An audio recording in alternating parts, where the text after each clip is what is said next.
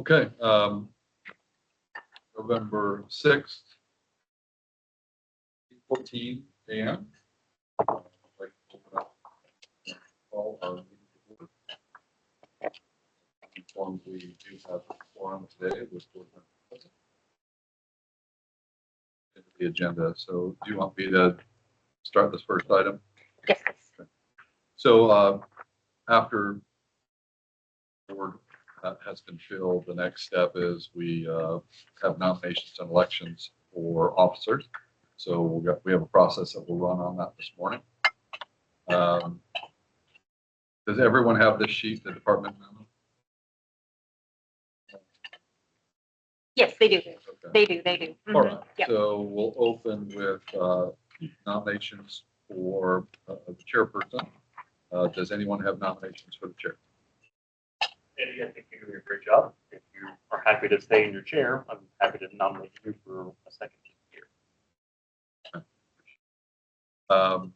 Do we need to seek a second on this, or we go right to a vote? I believe so. Okay, so do we have a second? Second.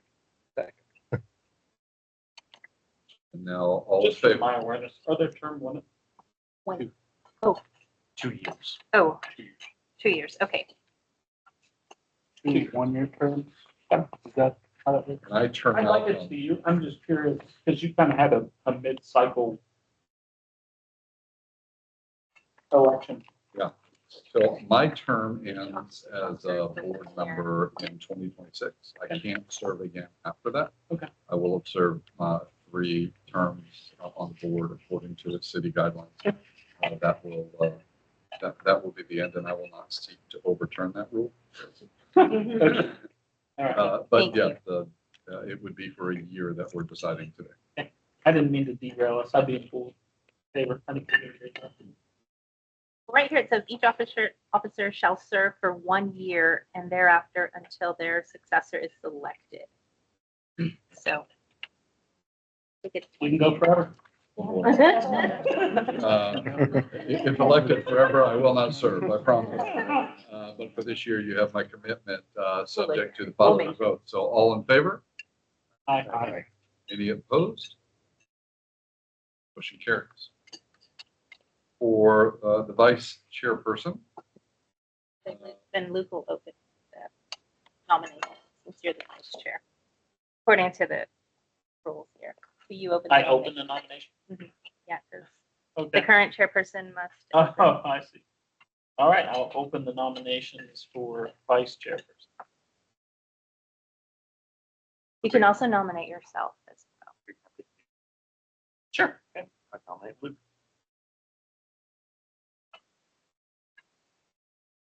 we have a I second. think we get a Did I second. get that? Oh, yeah, Okay. fantastic.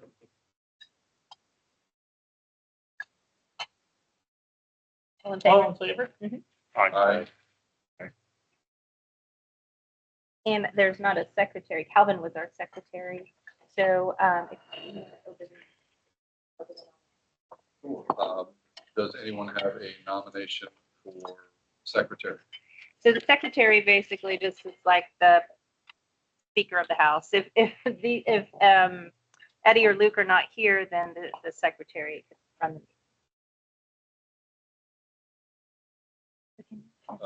And I apologize, Spencer, we haven't spoken about this, but I would love to nominate you if you have any interest in this role. Happy to. I'd second that.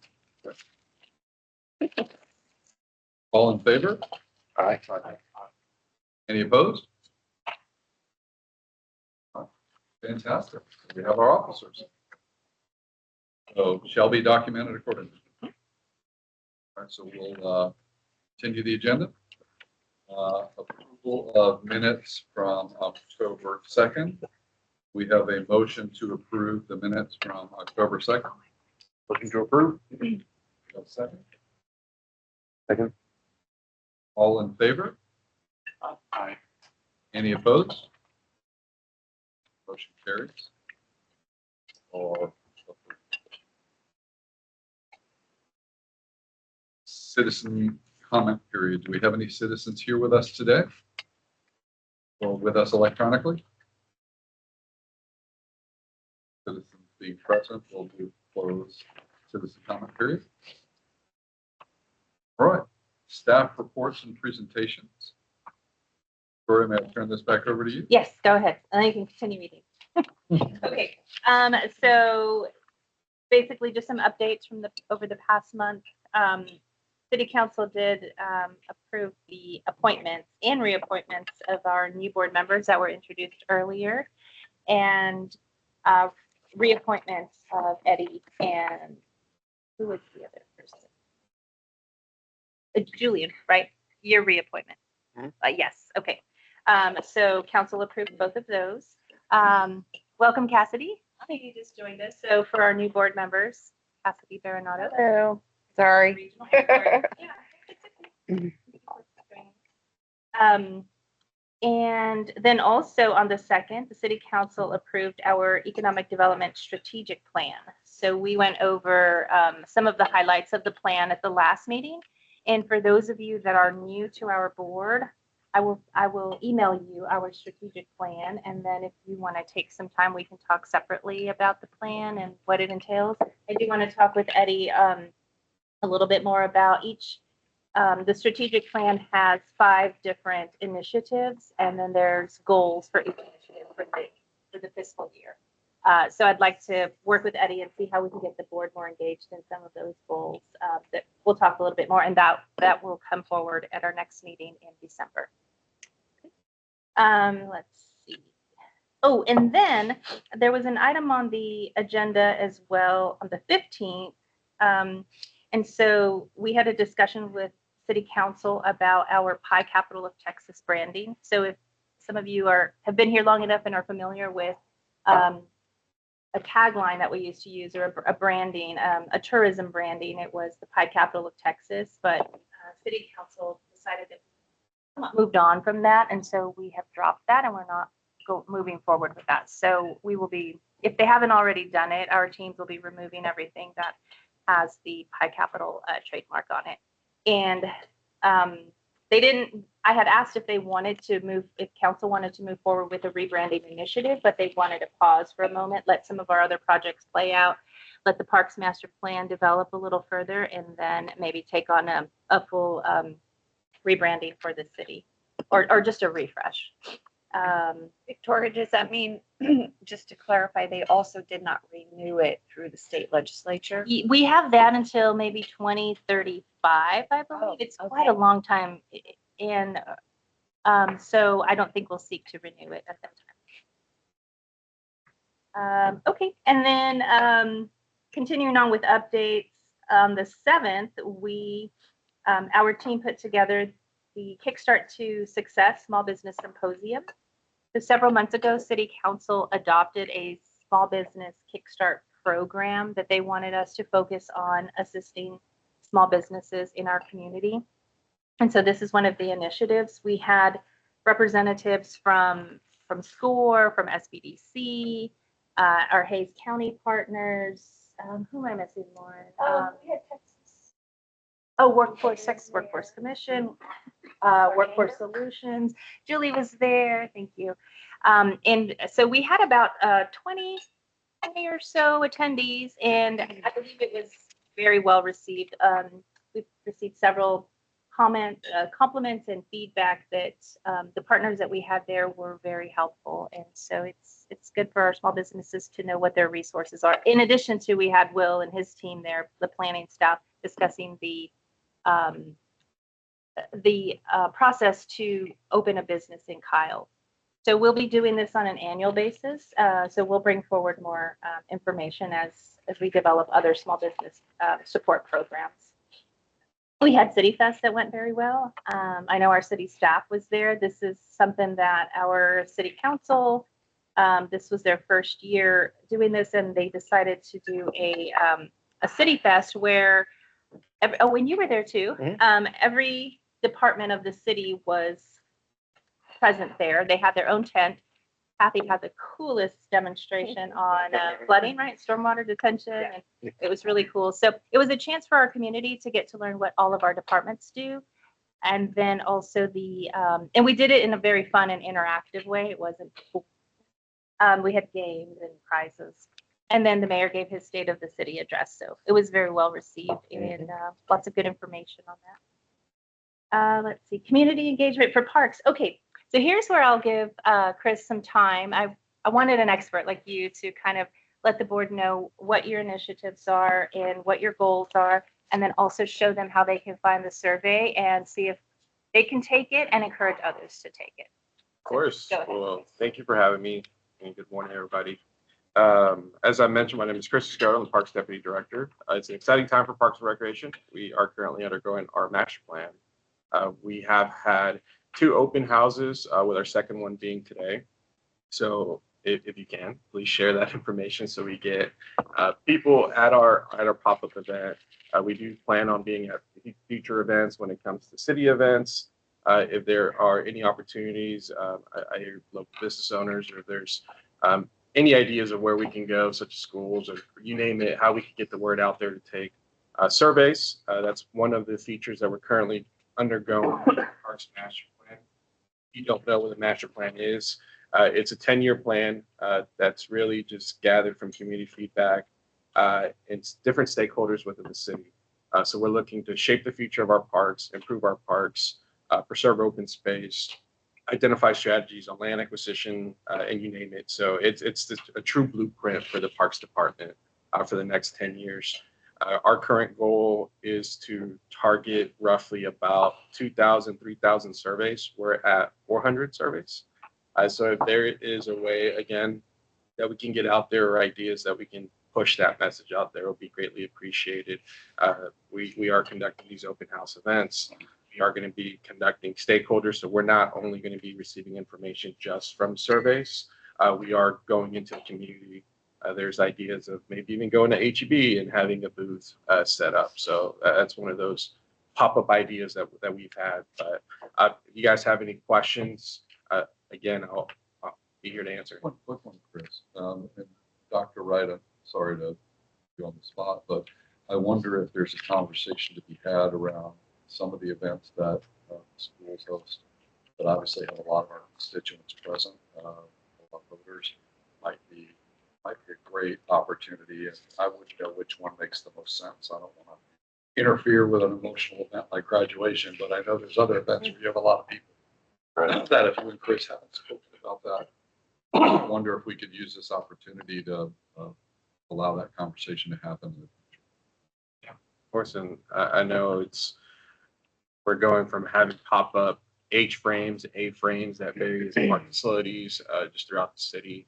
I do know that we do have staff attending high schools and just various schools and just going directly to classes. So that's one outreach there. But if there's a way that we can partner with the school district, that'll be amazing. But again, welcome any feedback. Excited to be here and excited to see what the future of Kyle will be through this Parks Master Plan. Thank you. And you can find the survey by visiting Together We Play Kyle. It's in your packet on page 12 of your packet. And so it's togetherweplaykyle.com.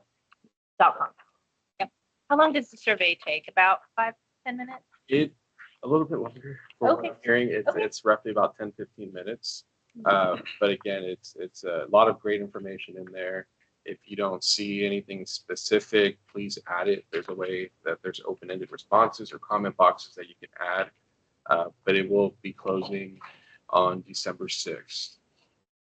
And so if we encourage any of you that also have your social media, if you feel comfortable sharing that. I know our communications department does a really good job at putting this information out there. So if you feel comfortable in sharing that and encouraging your friends and fellow residents to take the survey, that would help Chris's team out a lot. Thank you for being here. Yeah, of course. Appreciate it. Glad to be here. I just want you to know you don't have to stay for the whole meeting if you have stuff to do, but you're also welcome to stay. Sure. I'll Okay. hang out. Thank Thank you. Oh, our sales tax report. Okay, that's the next one on page 13. So this sales tax report is actually for the entire fiscal year. So you can see what I usually look at is compared to the second to last column. compared to last year at the same time. So we finished 9.66%, the very bottom line, 9.66% above last year's sales tax collection. So that shows a very strong indication that our residents and others are shopping local here in Kyle. And I think it's only more to come. We have a lot of new retail centers popping up. And so the trend is just going to continue up. You can see even in October, if you go straight up to the very top, second to last column, October of last year to October of this fiscal year, we were up 22%. And the trend is always, in increasing. So we have, I think, Costco attributes a lot to this, and just all of the new retail with very strong economy that we have. Builders First Source is not, are they? They're not for open yet. transactions? So that's not even impacting it yet. Not yet. That will positively impact that. They should be open in the next maybe month or so. Kudos to staff on forecasting to be within 2.8% of what was Projection. forecasted in actuals is really good. Yeah. Advanced work of the year. Victoria, really quickly. Yes. Susan wanted us to know that the new month sales tax is on the back page. Okay, see that here. Thank you. Let's see. So the next page, actuals. Oh, we. Is that full October? I think, yeah. So this is the first year that we trended down. It's a negative from last year.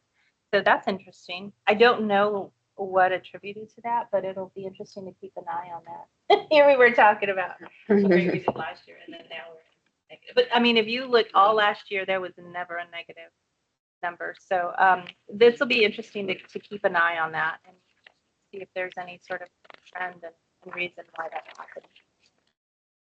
A question on the budget fiscal year. Being the layman Mhm. here, is that based on like a benchmark, or is that based on a metric of trend, or how are we building the budget? Oh, their projections? Yeah. I believe they, and I'm not in the finance department, so Sure. I should probably not try to answer it. But I believe they look at the new projects that are also coming online. Like they're anticipating Builders First Source being a large sales taxpayer. They know we have other large projects, retail projects coming down the line. So they take those into consideration. Will, do you have any idea, any other feedback on that? We have seen a bit of a slowdown this year, before the end of the fiscal year, for new commercial and new residential. A lot of projects that were already entitled got their start, but we don't have a lot of new stuff in the pipeline. So that maybe. Maybe slowing down just a little. Okay, yeah, and from a budget standpoint, I just didn't know if it was a bottoms up where they're literally taking business by business and building up a budget, or if they're using some sort of metric per population or something like that. I just didn't know. Yeah. Because when we see the variance, the first question is, well, why? Right. How are they so And- off, right? We don't know what's off, right? Is it the Mm. 1.3, the 3.6 that we should feel good about? And the 1.596 was really just a weak number because it was based on a whole lot of fluff, or was, is there something to be concerned You know about? what, So I quite- guess next month we should probably see if there's a trend. We had anticipated Builders First Source being open by this time. That's what I was. And so I wonder if that, because their estimated annual taxable sales are $50 million. So that might have already been included in finance's projections. And since Builders First Source has not opened yet, quite possibly that there's been some delays in their project. Do we have an idea when it's going to open? Do you know yet? Maybe within the next month or, Maybe a few more. yeah, Ideally, when they're hoping. okay. Hopefully by the end of the year they've said, or early next Maybe, year. Yeah, early Okay. next year. Okay, so that might have impacted, it might impact some of these numbers, but that's a good question. And I will check our state director and get his take on it. That's last year's as well, right? Last year. In October. So maybe it's just Oh, yeah. Yep. maybe it's just Can you tell the finance guy is here? Yep, Okay, this helps. their Thank you. projections are, yeah. I'd be curious, do you have like a list of like the top 10 sales tax payees and? Yes, I do. It was actually in my strategic plan presentation. So let me look it up. Oh, no, that's okay. I meant to cancel. Oh, okay. Yeah, so I'll look it up here in a moment. And then okay. Let's see here. And the next item. Sure, I'm not losing- Oh, board members can share updates. So we can start with Julie if you have any updates for the board that you'd like to share. No major updates. In October, we presented our awards to various businesses within Kyle and our membership. It was very well received. And we are in our planning process. We'll be having the board planning session, strategic goal setting, the other way around, strategic planning, goal setting on Friday. So we'll be developing our priorities, and hopefully all of you will hear a lot about those in the next coming months. Thank you. I do have really good news. In our membership survey, our net promoter score was 79, which is really good for us. Okay. Thank you, Julie. Dr. Wright? Well, we are tracking well with our demographers' projections from this past year. It's amazing how those people are so accurate, like 99.7% accuracy over the last 4 years. And so we're expecting to get an updated version this Thursday. And so the building projects from the last 3 bonds that we've passed are all within timeline, budget, and schedule. So everything's working well there. Then we're preparing for our May 25 bond and looking at the needs and to keep pace with growth. Right now, we have about $1.2 billion worth of projects listed, and our bonding capacity is probably somewhere around 1.5 without a tax rate increase. So we can continue with that. So now the board will get to choose which projects actually make the bond referendum. And so that'll be interesting moving forward. And then in May, we'll have that issue. And then just on student side, our Hayes Hog Band just marched at the UIL marching contest. And it was on Monday night. And it was really an awesome time slot for them. They were the very last band. And so they got to perform in front of all other 38 communities and bands. And so the Alamo Dome was packed. And we finished 18th out of 38. And there are 247 high schools in that classification. So 18 out of 247 is not bad. So that was fun. And then just a lot of our kids are participating in a lot of different things. And it's fun to see them be successful and be able to accomplish a lot of their goals. Mm-hmm. Any updates, Julian? Nothing I can think of right now. Okay. Okay. I was able to go to the Sprouts groundbreaking, which was great. I saw. Oh, yeah. Victoria there. So that was from an economic development standpoint. I thought that was great. I was telling Victoria here a second ago. That's the fun day, is the groundbreaking, and then the ribbon cutting's the fun day, and all the days in between aren't so fun. But that was really exciting. It was a good event. I thought the developer and Sprouts really came through with a pretty nice event. So I was happy to share that. I'm gonna look over there to Lauren. That was probably 99% Lauren. Behind the So, scenes. yeah. She put Good that job. whole event together. So, great job. No major updates from the hospital. Okay, thank you, Lauren. We are moving forward with expanding the Hayes campus. So we are going to move forward with the health sciences building. Architect has been selected. The plans are underway. We don't have a groundbreaking date yet, but it will be focused. And the other part is that this is part of our 2022 bond program. Really excited. Mentioned the ACC program. Lauren has extensive experience in groundbreaking. They do. Let me know. I'm fresh off the one. Ready to roll. I also serve on my university's alumni board of directors and having a conversation this week about credentialing current workforce personnel for whatever they need to have for their work. I'm wondering if there's a larger conversation between the ISD and with community college on do we have capacity in-house to continue those kinds of programs? Is there a way that we can better partner with the existing workforce that's out there, or we should attract new businesses that need that kind of credentialing?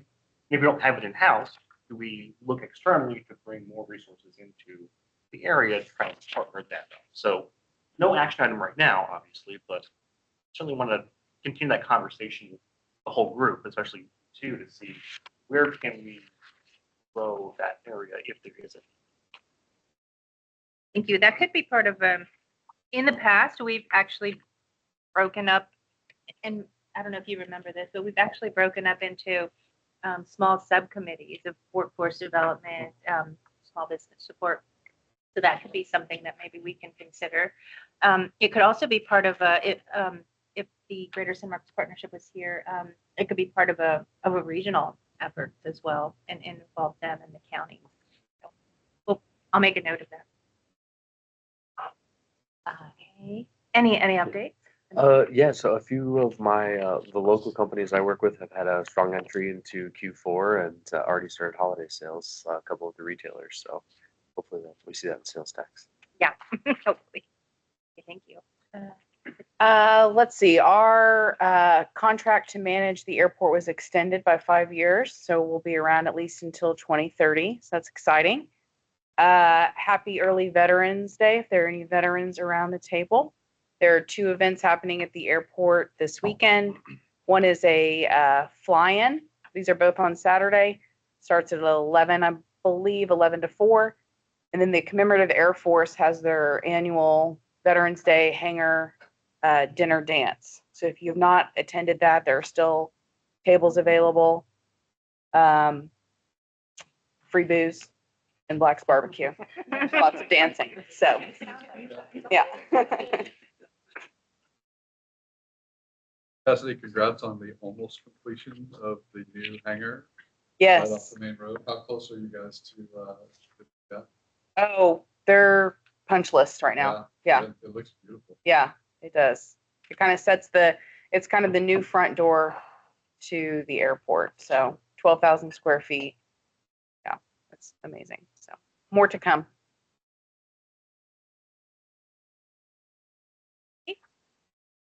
That is all for the staff update. And now we're on item number 2. So I want to turn the floor over to Kathy. That's for landscape rebate program amendments, changes that have been made. And I do think there should be some comfort around the table that these guidelines and rules continue to evolve. These are not stagnant at all, so there's progress being made. I think it's good for us to check in and see where we are. And I look at this through the lens of recruiting new businesses. Times around this table around, hey, the you give keeps giving when you landscape your property. So it's 6 figures to put in the grass and the sprinklers, and then you pay thousands of dollars every month to water your grass, and then you pay thousands of dollars every month to cut your grass. So, and it's a cycle that doesn't end. So as a new business owner coming here, if there were a program in place that could have saved me from myself on that front, whether it was turfing it or rocking it or doing something, but not putting a system in the grass, I would have loved to know what that was. And interestingly, I might not have needed any incentive to participate in it, because I see that it would have saved me thousands of dollars every month forever. So I think this is an area where perhaps we have the opportunity for a new conversation with businesses we're recruiting. We'll get a little bit more up to date on the guidelines, and my hope is this is the beginning of a conversation that will span several departments. This one doesn't get done in a vacuum, I don't think. But if the city winds up tying additional incentives to compliance with policies that are put in place that lessen the impact of commercial development. And I really do want to focus on commercial as an initial launch into this conversation. There are programs in place on the residential side that I'm also not that educated on. But I think it may be harder to convince people not to put grass in their home. It would be really easy to convince people not to put grass around their warehouse. So I think you could have a receptive customer base on the industrial commercial side. So that's why I requested some information. Happy with that. I'll turn it over. Thank you so much. I'm glad to be here. Again, as Eddie had mentioned, what was presented at council on October 15th was actually just strictly residential programs, but I would like to open it and make it a broader conversation for commercial. Since I've been in Kyle since 2015, again, environmental issues, environmental conservation has always been on my forefront. And trying to get buy-in whenever a development comes in, it's been a struggle. I've tried, numerous different little things, and it's just never really gotten traction. So I would love input from this group to kind of let us know what the city can possibly do more, what incentives could we possibly offer. So what's in this packet, again, is a water saver lane. I don't know if y'all want to discuss the residential programs that were passed, or mainly just have a broader conversation about. Maybe to understand the compliance gives us a framework for how this kind of legislation can get moved through. Okay. Maybe we can put it through a commercial lens later and think about might be able to start that conversation. I think that's perfect.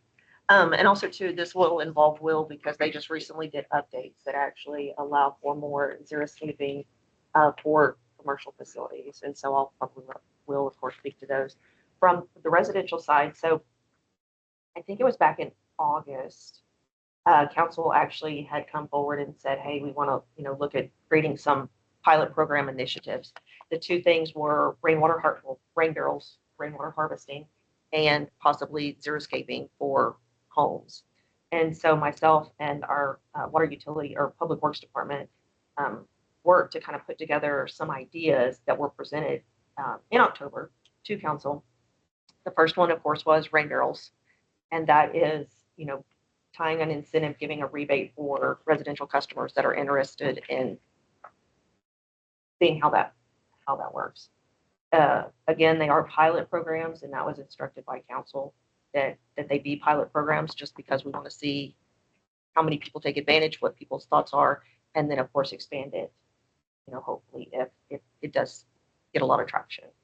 I don't know if y'all have any questions on rainwater harvesting.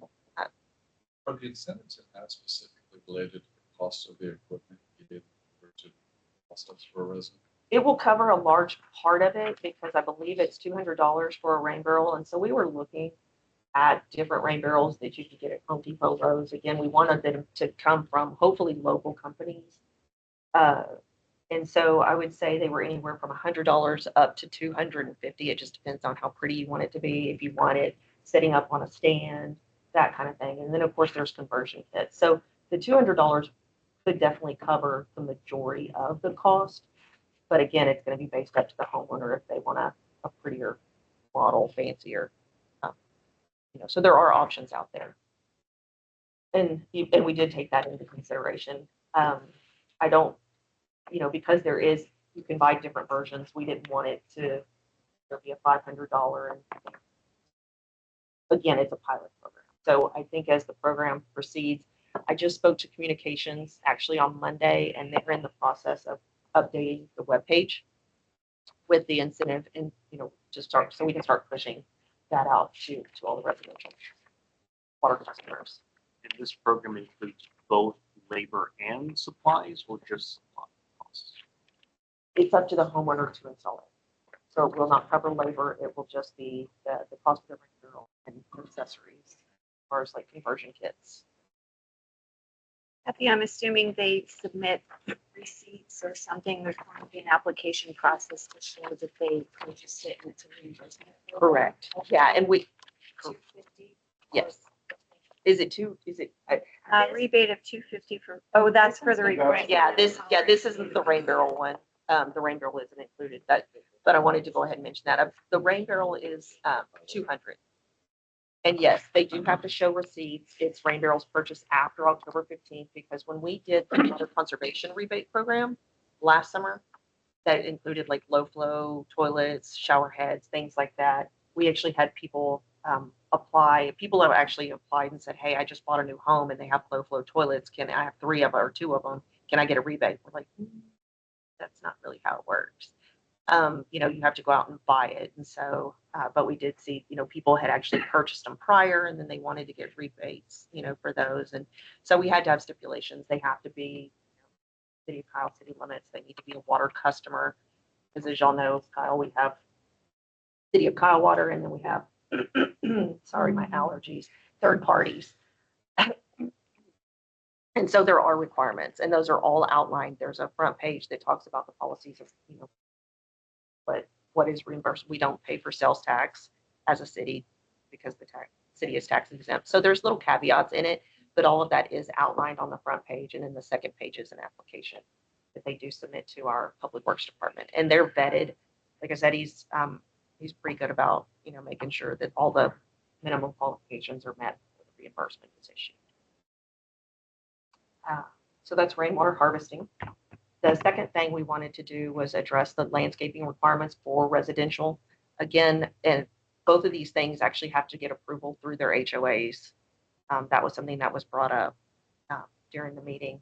But for the landscape conversions, it pretty much mirrors a City of San Antonio program where you can go in and actually take out a specific area.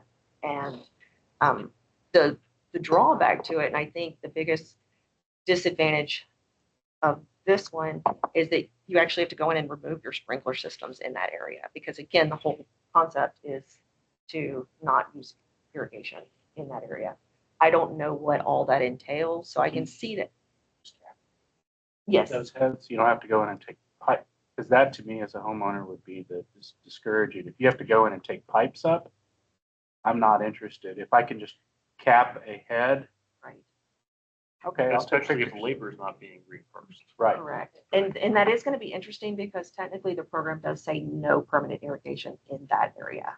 Even if the pipes run through it to get to the part that you are watering. Yeah. I think we Yeah. And that's something that we can actually, I can talk more with our Public Works and Water Utilities Department on that. Because again, that was probably the biggest sticking point, because I don't know what it would cost to have a plumber come out. It's And- very expensive. Yeah, exactly. So again, we were really focused on wanting to make sure that people aren't using irrigation in those areas. But again, that is a good point, and that's why I actually pulled that kind of out, because it was my bigger sticking point too, not knowing how many people are going to take advantage of that due to that restriction. So that's an internal conversation that we can definitely have, and discuss with Is this management. a program available for new construction as well, or only retrofit? It's only retrofitting. Okay. It's for existing yards, so not new landscape requirement. Will, does any of the code changes, does it address subdivisions? Do you In terms of, xeriscaping? oh yeah, I mean, it's mostly finished lots, but yeah, any of the landscaping that a new builder is coming in to install has to be native to Central Texas, drought tolerant and what have you. So you can still have turf, but it needs to be buffalo grass or something similar to that. We have adopted the Austin Grow Green Guide, and so that'll provide a lot of solid options for both turf and shrubs and trees and what have you. And it can be, if you look through your packet, there's several examples. There's your standard single family house, 2 trees in the front yard and turf and a few shrubs, and that's compliant. And then there's also yard examples where people went all out and spent a lot of money to do it as well. So there's a big range in terms of what you can do and still be compliant. They install sprinkler systems where there's no irrigation with the new development. They typically don't. Now, except for if we've negotiated it, like for example, Six Creeks, they are in the county, they're in our ETJ. But we did negotiate, they have to install sprinklers in there. But that wasn't before we were really starting to get into relatively consistent droughts, like literally right before that. So that one is specifically an outlier, but for the most part, builders don't. It's up to the buyer to install an actual fact. So How difficult would it be to duplicate this program for commercial development? You know, Or have you, is I think that's what Eddie's getting at, and have you thought about that? And how can we help?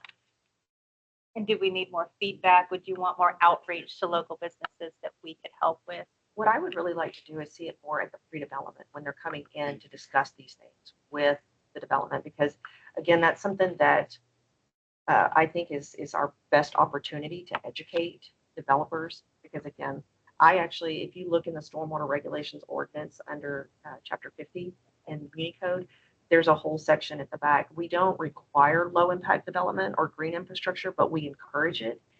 And it is, I just can't get traction. It's on, you know, I would love to see more of it in Kyle. I do understand why we don't see more of it is because it is a lot bigger upfront cost to putting in a rain garden as opposed to, you know, just having a traditional ditch, you know, that is going to convey that drainage. We could look at incentivizing that. Exactly. And so that's really what I would like more input, you know, from y'all, like what would encourage a small business or a large, any size business to possibly install. Victoria, this is where there may be the opportunity to lever existing incentive programs to say, if you're applying for this program, you would get greater consideration if you address these points.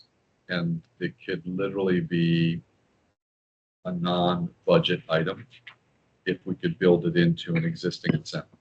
So I don't know how possible that is and what the guidelines are. Can you commingle some of those objectives on some of the incentives that new businesses typically apply for? That would be a no budget way to do it. We just say, hey, in order to make yourself more competitive for this, you can be funded at 100% or 0%, depending on the council's discretion. But these are things that move you up the path. Yeah. And literally, it's a no budget item. There's an incentive budget approved for that type of incentive. People qualify for it. That may be a way we can do it without a huge lift on the budget side. But additionally, if you take a look at, and this is where better math than I have access to would be necessary, what are the costs for the city buying additional water now? How much of the water that we're blessed with is being used on irrigation? And if we made a substantial impact on what the water we're buying that's being used for irrigation, it's not its highest and best use. We need to feed our people and give them water. So if we could shift the usage more toward when we buy water, it's for people to drink and care for their families, not for people to water their yards. I think it's a seismic shift in terms of potential usage of water and how much additional water the city would be required to keep buying on an ongoing basis. So I think there's a lot of ways to skin the cat here, so to speak, but I think this was an opening conversation to understand, at least for me, what Kathy is leading right now on the residential side, so that we can go back and have conversations. Because to me, there's two big opportunities. Obviously, as you mentioned, pre-development is the easiest opportunity to plans, hard stuff. And to that end, I would share my experience. If someone would have come to one of the meetings we had as a group when we all used to meet together over in the other building and said, hey, we can save you that 6-figure check that you're about to write to put in grass and an irrigation system, tolerate this conversation with us. And if someone would have said, spend that money instead on do islands of landscaping, not everything, and then collect rainwater so that you can water it, I would have been very interested because I was spending the money anyway. I just spent it in an arcane way that continues to penalize my business every month, where I don't see a tremendous benefit to the city, to the landscaping we wound up installing. I don't think it's beautiful. I don't think it's city enhancing. I just think it's stuff that we were told we had to put in. And I think there's a different way to have that conversation with a business owner. That's very much a dollars and cents conversation, not incentive based, but you're going to spend money anyway. We can get you flexibility on the landscaping requirements if you can help the city conserve water. And that's what this looks like. I don't know legalities on that. I don't know how many different departments would need to weigh in order for that to be something that gets some traction. But I think there's a new development path that is certainly available to us. And I think also too, if it is done at pre-development, because nobody wants to go in and retrofit. To retrofit something usually is 3 times the cost. Yes, it's expensive, but this is the other area. Because we've had so much development, specifically on commercial and warehouse. You've got really big roof structures that capture a tremendous amount of water. And I know that it's not that simple because I understand that water goes somewhere now and there's a plan for it. So what I don't know is by diverting that into water collection or diverting some other initiative that the city has. I don't think so, Will, but I have to acknowledge my knowledge here is pretty limited. So I just want to be careful to assume that's 100% beneficial for the city where it may not. Glad to hear it likely is. But I think there is a retrofit conversation to be had. And to your point, there's more money involved, and more money might make it really difficult for the city to create a budget item to help on this front. So we may be limited in what we can do retrofitting standard. Well, even if we can get grants through FEMA, Yeah. Again, it is part of a much larger discussion, Yeah. but it's doable. So this was the conversation that I wanted to get some background for. So we as a board can come together and just discuss it with a little knowledge base of what the city's already doing on the residential side. So I knew we wouldn't solve anything here today other than Kathy, thank you so much for your engagement. We're grateful for the education that you and Will are providing us. We've only got a few minutes left on the agenda. In fact, we're out of time. Well, But I want to make sure scheduled, we, if everyone is okay and still has time and we don't lose a quorum, we scheduled the meeting for 90 minutes. okay, good. So we have time to let Devin Yes, speak we about do. his program. Mhm. All right, Kathy, is there anything else that you want to share today with this group? This will not be the last time. Jeff? Yeah, no, again, I mean, just like even looking at Costco, they did a lot of xeriscaping, and had they even added, because their parking lot is huge, had they even added a permeable, like concrete or, asphalt or permeable pavers in some of maybe the outlier spaces, that would even, not only would it have saved money on their drainage utility fee every month, it would also, it is a green infrastructure. And so, not that you have to do the entire parking lot, but just even a portion of it will allow that water to soak in as opposed to run off. I would think this is.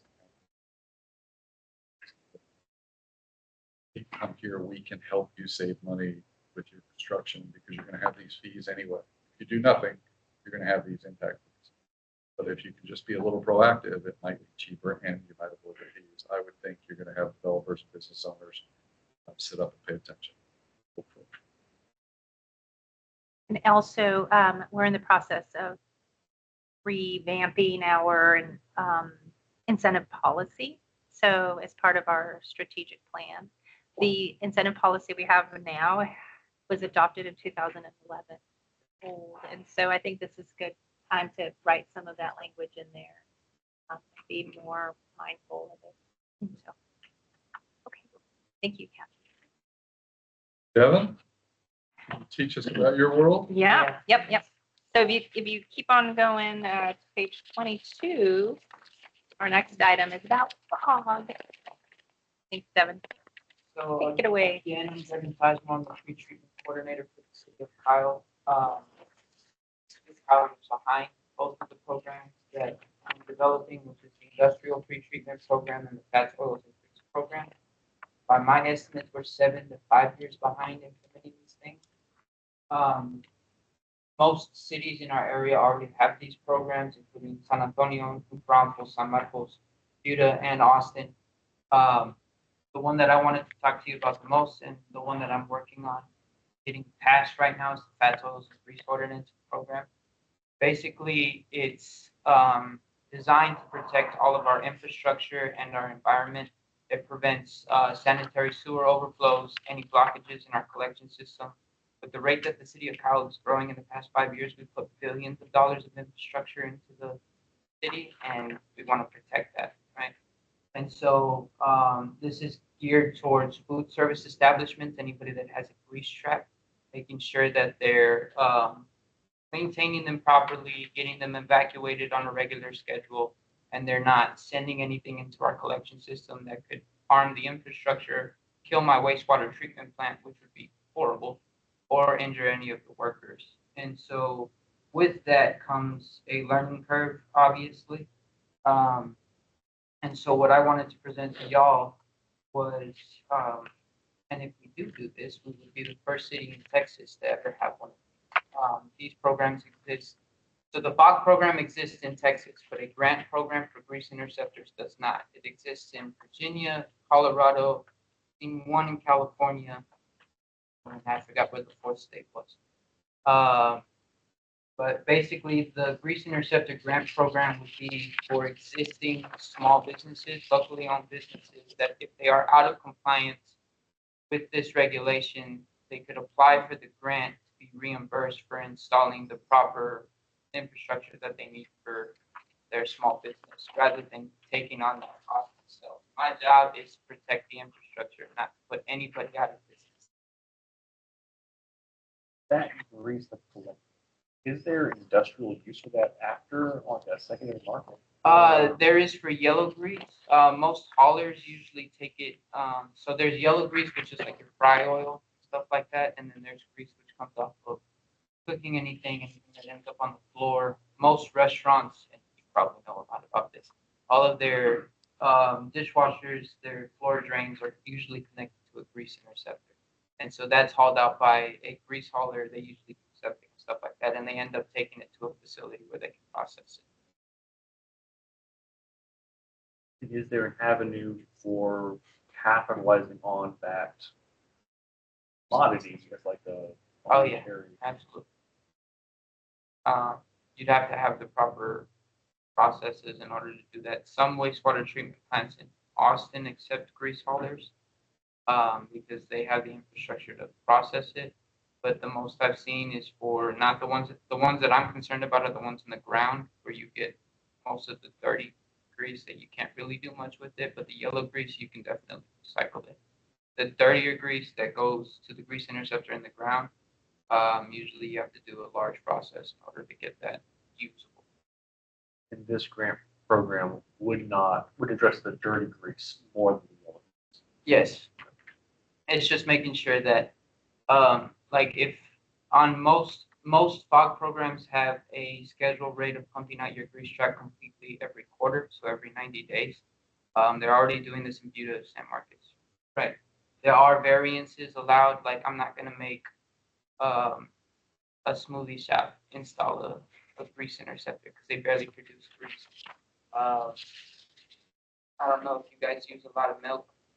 Yeah, I mean, we do, but nothing really goes down the drain. Yeah, so there's variances, and where you are, you're actually all three restaurants are connected to one interceptor.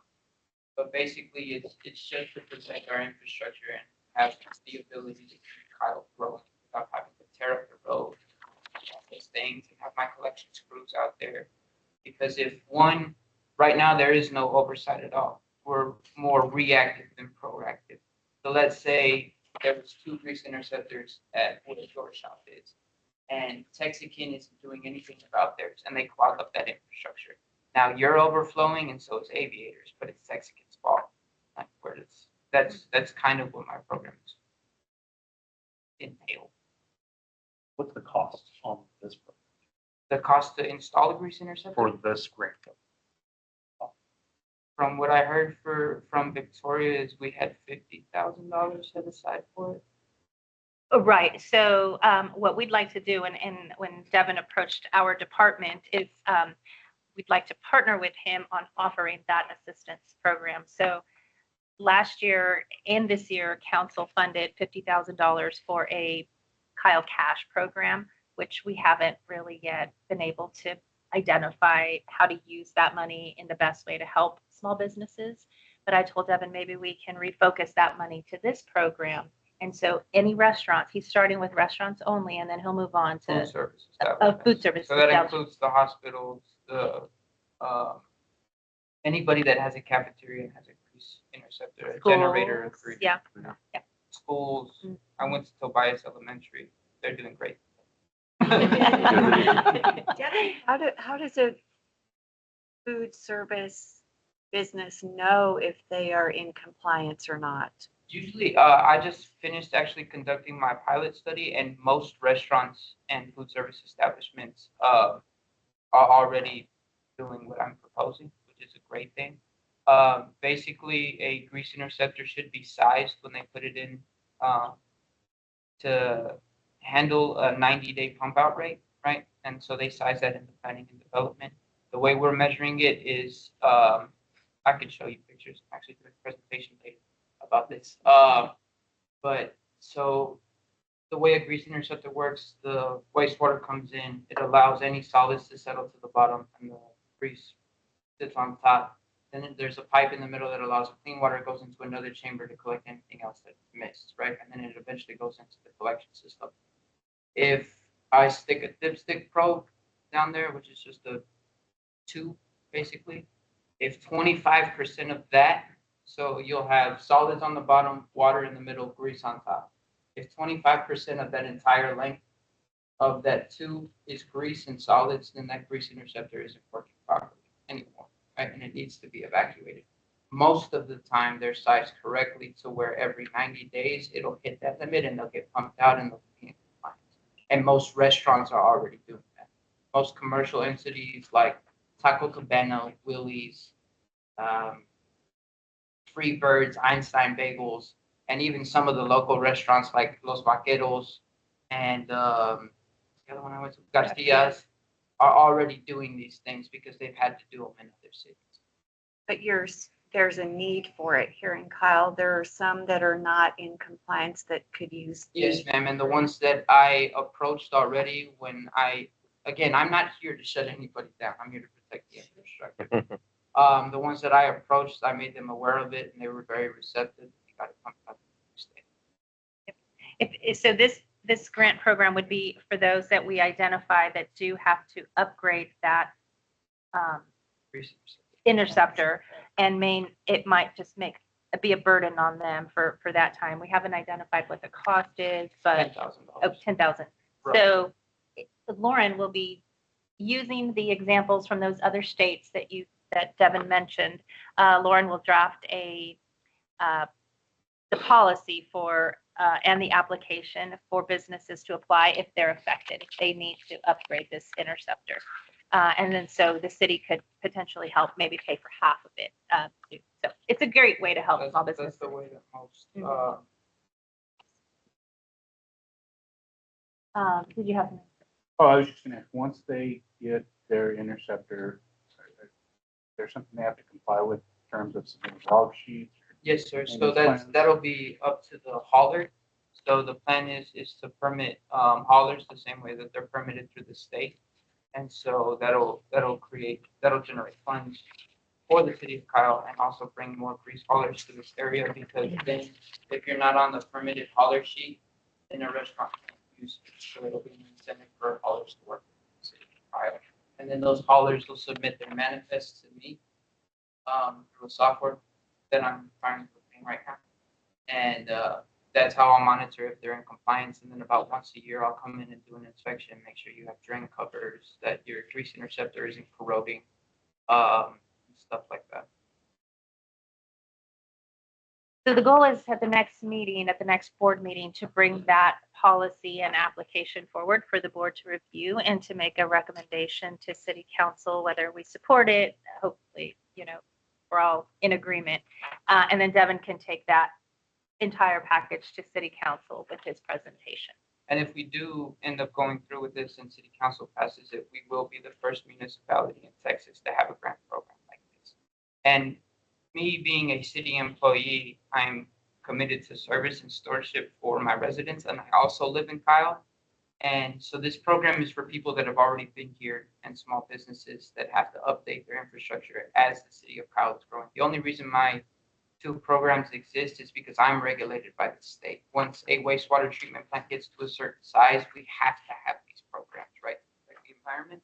And so I don't want to put a small business that's been in Kyle for 20-something years out of business just because they have to comply with something, correct? So if the city is able to offer something to help alleviate that burden, which again doesn't exist in Texas yet, I want to be able to do that. Is there a provision to people who need to upgrade rather than by just the grant?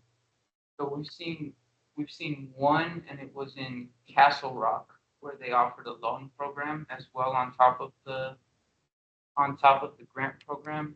I'm hesitant to do that because of the turnover rate of restaurants. Give out a loan to somebody at a base, whatever the interest rate is, and then that restaurant ends up going out of business. Why would they pay it back? Well, but also, even if they did, you know, soon another restaurant would be right in behind it, it'd be beneficial to the gardens, right? Be up to date. It The would, vendor could be, but then any new restaurants coming in that having most, even with plumbing code right now, most restaurants are already installing receptors, and it's the cost of it.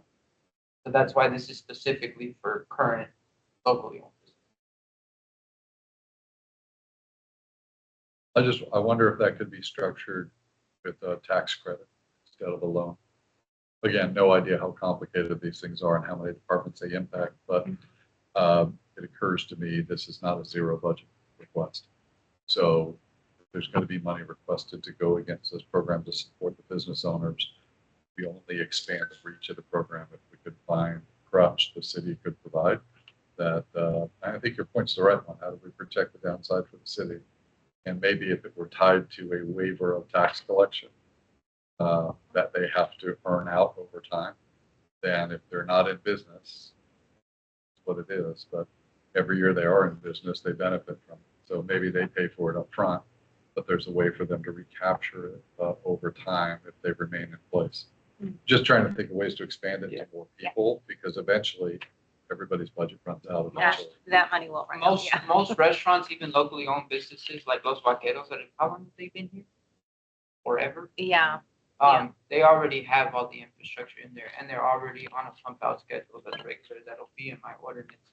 This is for places that probably have the one that's under the sink, and it's one way more costly to maintain than one in the ground, because those you usually have to clean out by hand, put in a bucket, and then get it pumped and hauled off every week.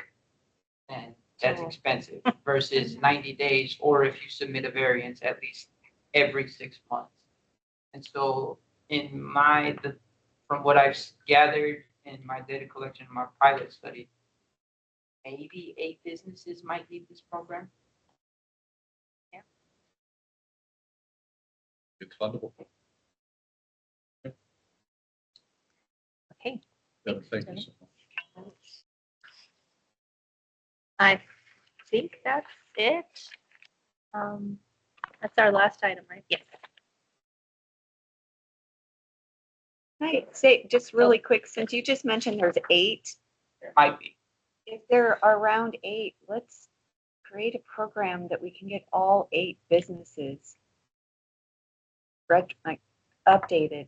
I mean, it would make sense instead of offering, not that all of them would do it, but if there's a way that we can get them all, if there are only 8, with the $50,000, maybe there's a way we could.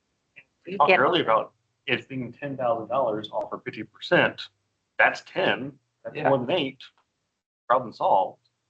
Yeah, that's why I wanted to bring it to the $5,000.